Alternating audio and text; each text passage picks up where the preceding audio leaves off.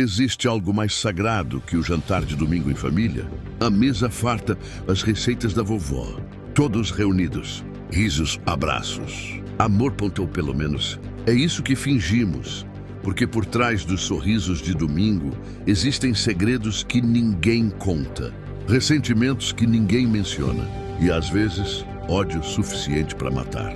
Deixa o like agora, porque essa história vai fazer você olhar diferente para o próximo almoço de família. Bem-vindos ao Diário do Detetive. E se vocês têm aquela tia, tio ou primo problemático, vocês vão entender esse caso perfeitamente. Domingo, 15 de outubro, 13h47. A ligação veio do SAMU Envenenamento.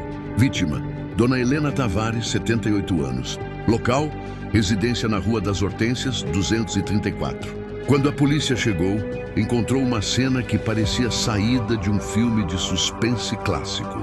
Uma mesa de jantar ainda posta.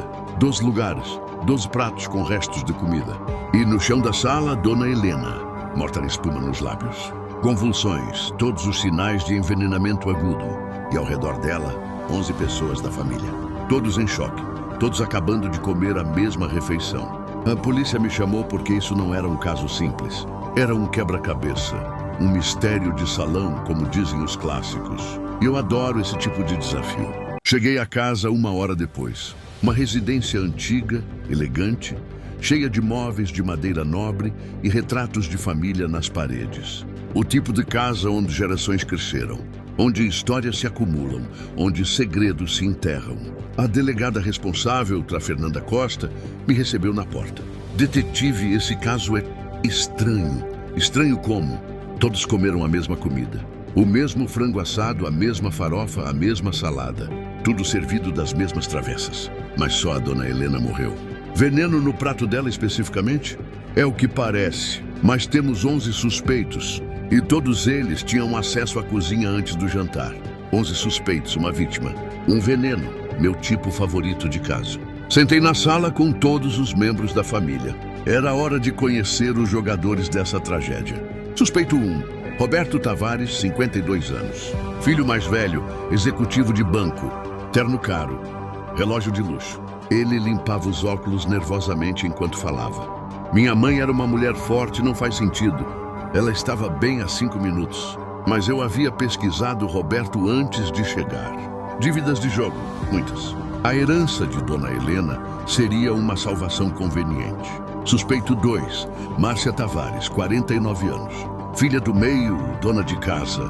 Cabelos presos, unhas feitas, tensão no rosto. Ela e a mãe tinham brigado publicamente 6 meses antes. Ela era complicada, Márcia admitiu. Mas era minha mãe, eu jamais... Ela não terminou a frase, apenas chorou. Suspeito 3, Júlio Tavares, 45 anos. Filho mais novo, artista plástico, o decepcionante da família. Dona Helena havia cortado mesada dele mês passado, forçando-o a conseguir trabalho de verdade. Júlio estava calmo, quase sereno demais. Ela estava morrendo de qualquer jeito, ele disse friamente. Câncer. Tinha 6 meses de vida, os médicos disseram. Todos na sala olharam para ele chocados. Você não sabia? Ele perguntou para os irmãos. Ela me contou mês passado. Disse que ia mudar o testamento. Queria deixar tudo para a instituição de caridade. Motivo número 1 revelado. Herança. Suspeito 4, Beatriz Tavares, 28 anos. Neta filha de Roberto. Enfermeira, a queridinha da avó. Aquela que cuidava dela, levava para consultas médicas, administrava os remédios. Eu amava minha avó, ela disse, voz embargada. Eu passei mais tempo com ela nos últimos anos do que qualquer pessoa aqui. Verdade, Beatriz morava a 2 quadras de distância. Visitava a Dona Helena 3 vezes por semana. Tinha acesso total à casa, às rotinas, aos remédios. Suspeito 5, Fernando, 55 anos. Marido de Márcia. Advogado aposentado. Silencioso, observador. Ele quase não falava, apenas assentindo quando perguntado. Mas eu notei algo. Ele servia o prato de Dona Helena. Você sempre serve a comida dela? Todo domingo, ele respondeu. Há 15 anos, é tradição. Tradição ou oportunidade. Roberto respondeu, todo domingo. Há anos, mamãe fazia questão. 13h, pontualmente. Ela era religiosa com isso. E ela sempre comia a mesma coisa. Sempre. Frango assado, farofa, salada, sem sal por causa da pressão alta. Comida separada, preparada especialmente para ela. Quem preparava? Todos olharam para Beatriz. Eu, ela disse, eu cuidava da alimentação dela. Médicos recomendaram dieta específica por causa do câncer e da pressão. E quando você preparava? Sempre de manhã antes do almoço. Hoje eu cheguei às 10 horas e preparei tudo. E deixou onde? Na geladeira, separado. Em potes com o nome dela. Pedi para ver a cozinha e lá estava, na geladeira. Potes de vidro com etiquetas. Frango, vovó Helena. Farofa, vovó Helena. Salada, vovó Helena. Todos vazios agora. A comida toda tinha sido servida. Quanto tempo a comida fica na geladeira antes de ser servida? Depende, Fernando disse. Às vezes horas. Hoje foram umas 3 horas. Do que 3 horas? Tempo suficiente para qualquer pessoa na família entrar na cozinha e adicionar veneno. Mas então eu notei algo. Peguei um dos potes vazios e examinei. Havia resíduos brancos no fundo, cristalinos. Pedi para a perícia testar. 5 minutos depois, confirmação: estricnina. O veneno estava nos potes, misturado à comida antes de ser servida. Então quem preparou a comida, todos olharam para Beatriz. Você preparou a comida, eu disse calmamente. Você tinha acesso aos remédios dela. Você é enfermeira, sabe como venenos funcionam. Beatriz estava pálida. Eu jamais. Sua avó ia mudar o testamento. Ia deixar tudo para a caridade. Você cuidou dela por anos. Achou injusto? Não. Eu não me importava com dinheiro. Roberto se levantou. Beatriz, foi você? Não! Ela gritou, lágrimas escorrendo. Eu amava ela. Eu amava. Mas as evidências estavam lá. Os potes, a oportunidade. O conhecimento. Você tinha, eu disse, meios, motivo e oportunidade. Mas eu não fiz. E foi aí que eu percebi algo. Algo que não batia. Quando foi a última consulta médica da dona Helena? Perguntei. 2 semanas atrás. Beatriz respondeu entre soluços. Eu levei ela. E como ela estava? Bem, considerando o câncer.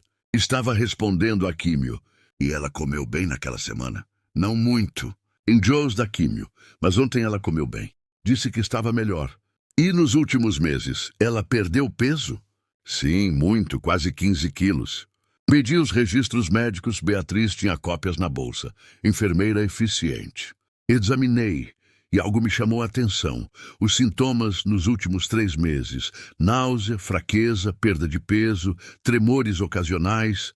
Sintomas atribuídos ao câncer e à quimioterapia. Mas também eram sintomas de envenenamento crônico por estricnina. Doses pequenas ao longo do tempo. Pausa dramática, revelação. Dona Helena não foi envenenada hoje. Ela vinha sendo envenenada há meses. Alguém vinha colocando pequenas doses de veneno na comida dela, semana após semana, domingo após domingo. Todos ficaram em choque. Doses pequenas o suficiente para não matar imediatamente, mas grandes o suficiente para debilitá-la, para simular progressão de doença. Mas hoje, Márcia sussurrou, hoje o assassino decidiu terminar o serviço, colocou uma dose letal. Para garantir. Mas quem? Roberto perguntou. Olhei ao redor da sala. Quem tinha acesso à comida dela toda semana? Quem preparava suas refeições regularmente? Quem cuidava dela 3 vezes por semana? Todos olharam para Beatriz de novo. Mas eu balancei a cabeça. Não, Beatriz preparava a comida aqui no dia, mas havia alguém que levava marmitas para Dona Helena durante a semana. Alguém que cuidava dela nos outros dias. Virei para Márcia. Você... Márcia ficou congelada. Eu não... Você visitava sua mãe terça e quinta. Levava comida caseira para ela. Para ajudar, você disse. Isso não prova nada. Suas brigas com ela eram públicas. Ela te humilhava. Chamava você de fracassada. Dizia que você desperdiçou a vida sendo apenas dona de casa. Márcia estava tremendo. Você odiava ela, mas não podia matar rápido, seria óbvio. Então você decidiu fazer aos poucos, envenenar lentamente. Todo mundo acharia que era o câncer. Mas por que hoje? Fernando, o marido, perguntou horrorizado. Por que acabar hoje? Porque Júlio revelou, ela ia mudar o testamento, doar tudo. Márcia precisava agir antes que isso acontecesse. E o jantar de domingo? Eu continuei. Era o álibi perfeito. Márcia me encarou e então sorriu. Um sorriso frio, calculista. Ela merecia, Márcia disse calmamente. 50 anos. 50 anos me dizendo que eu não era boa o suficiente, que decepcionei a família, que desperdicei meu potencial. Mãe, Roberto sussurrou. Você não sabe, ela gritou para o irmão. Você era o filho perfeito, o executivo bem-sucedido. Júlio era o artista rebelde interessante. E eu era a invisível, a que apenas casou e teve filhos. Beatriz estava soluçando. Então você matou a própria mãe por orgulho? Eu matei ela porque ela me matava todo dia, com palavras, com olhares, com decepção. Fernando se afastou dela enojado. E sabe o que é engraçado? Márcia continuou, quase rindo.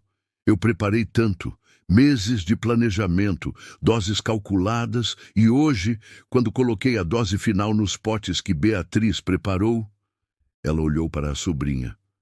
Eu ia fazer você levar a culpa. A enfermeira dedicada que cuidava da avó, que tinha acesso a venenos hospitalares, que ficaria com a herança. Perfeito. Você é um monstro, Beatriz sussurrou. Eu sou uma sobrevivente. Márcia Tavares foi presa por homicídio qualificado premeditado. Durante a investigação completa, descobrimos que ela havia comprado estricnina ilegalmente de um fornecedor veterinário 6 meses antes. Veneno de rato concentrado. Começou com doses minúsculas, misturadas à comida que levava para a mãe. 2 vezes por semana. Religiosamente, os médicos focados no tratamento do câncer não suspeitaram. Atribuíram os sintomas à doença e à quimioterapia. Foi o crime perfeito, até não ser. Compartilha esse vídeo. As famílias não são sempre o que parecem. No julgamento, o promotor chamou de um dos casos mais frios e calculados que já havia visto. Márcia mostrou 0 remorso. Ela destruiu minha autoestima por 50 anos, ela disse no tribunal. Eu apenas retribuí. Foi condenada a 32 anos de prisão. Mas o verdadeiro dano não foi apenas Dona Helena. Foi a família. Conversei com Beatriz 1 mês depois do julgamento. A família desmoronou, ela me contou. Ninguém mais se fala. Os jantares de domingo acabaram. A casa da vovó está à venda. E você? Eu larguei a enfermagem. Não consigo mais. Toda vez que preparo comida para alguém, eu penso... E se eu tivesse percebido? E se eu tivesse testado a comida dela, eu poderia ter salvado. Não era sua culpa. Mas eu deveria ter visto. Eu era enfermeira. Os sintomas estavam lá. Náusea crônica, tremores, perda de peso acelerada. Não eram só do câncer. Você não tinha motivo para suspeitar. Márcia era a mãe dela. Exatamente, Beatriz disse, lágrimas nos olhos. Como você suspeita da própria família? E essa é a pergunta que me assombra desse caso. Nós confiamos na família, cegamente, automaticamente. Nunca achamos que a mãe pode envenenar a filha, que o filho pode roubar do pai, que a irmã pode trair o irmão. Família é sagrado, certo? Mas às vezes, família é onde mora o maior perigo. Porque ninguém conhece suas fraquezas melhor que quem cresceu com você. Ninguém sabe como machucar você melhor que quem te ama. Ou pelo menos deveria amar. Não houve mais jantares de domingo na família Tavares. Roberto se mudou para outra cidade. Júlio cortou contato com todos. Beatriz entrou em terapia profunda. Fernando pediu divórcio 3 meses após a prisão de Márcia. E a casa da Rua das Hortênsias, 234, aquela casa onde gerações cresceram, onde histórias se acumularam, está vazia agora. À venda há 8 meses. Ninguém quer comprar uma casa onde uma mãe foi envenenada pela própria filha. Algumas histórias você não consegue apagar, mesmo repintando as paredes. Fechei este caso há 4 meses, mas ele ainda me persegue, porque me fez perceber algo perturbador. Quantas outras Márcias existem? Sentadas em jantares de domingo, sorrindo, conversando e colocando veneno discretamente no prato de alguém. Doses pequenas, imperceptíveis, dia após dia, ano após ano. Até que um dia, se essa história te impactou, eu preciso que você, primeiro, deixe o like. Esse foi um dos casos mais psicologicamente complexos do canal. Segundo, compartilha com alguém, mas cuidado, talvez não no grupo da família. Terceiro, me conta nos comentários, você tem aquele jantar de família tenso? Aquele parente que ninguém realmente gosta, mas todos fingem? Eu quero saber as histórias de vocês. Quarto, se você é profissional de saúde, médico, enfermeiro, cuidador, presta atenção em sintomas inexplicáveis que não batem com o diagnóstico. Envenenamento crônico é real e mais comum do que pensamos. E se você está em uma situação familiar abusiva, procure ajuda. Porque nem toda violência deixa marcas visíveis. Às vezes, ela vem em doses pequenas, disfarçada de amor. Este foi mais um caso do Diário do Detetive. Uma história que prova que o maior perigo nem sempre vem de fora. Às vezes, ele está sentado à mesa com você, passando o sal, sorrindo, esperando bom apetite. E se você for ao jantar de domingo esse fim de semana, talvez seja melhor você mesmo preparar seu prato. Márcia Tavares cumpre pena até 2057. A família nunca mais se reuniu. A mesa de jantar de e Dona Helena foi doada para um brechó. Ninguém comprou.